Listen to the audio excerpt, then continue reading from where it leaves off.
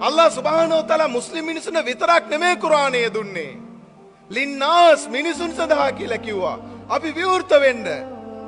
ආදරණීය සහෝදරවරුනි, නබිතුමා මේ විදිහටම ජුම්මා කරනකොට මෙතන වාඩි වෙලා ඉන්නේ මුස්ලිම් කට්ටිය විතරක් නෙමෙයි. ඕනම සහෝදරයෝ, ඕගොල්ලන් යාළුවෝ ඇති, පාරිභෝගිකයන් ඇති. ඒගොල්ලන්ට එන්න කියන්න, පැහැදිලි කරන්න.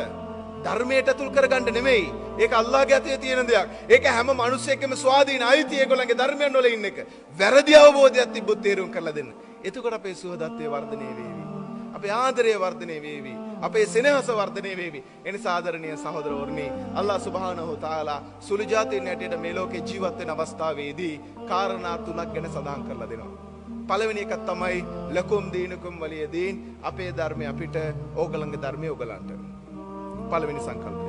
දෙවෙනි සංකල්පය තමයි ලා ඉක්රාහ ෆිද්දීන්, ධර්මයේ තුල කිසිම බල කිරීමක් නැහැ. මෙසේ කළ යුතු මෙහෙමයි මෙන් බල කරන්නට බෑ. කැමැති නම් කරන්න, කෙරේ නැත්තම් අල්ලාහත් එක්ක කියාමත් දිනේදී බලා ගන්න. එච්චරයි. තුන්වෙනි කොටස මොනවද? අල්ලාහ් ඇරෙන්නට වෙන දේව මන්දනාමාන තියෙනවා නම් ඒකට බනින්න පිළිකුල් කරන්න අපිට අයිතියක් නැහැ. කුර්ආනයේ කියන සංකල්ප තුන, මේ තුන හොඳින් මතක තියාගන්න.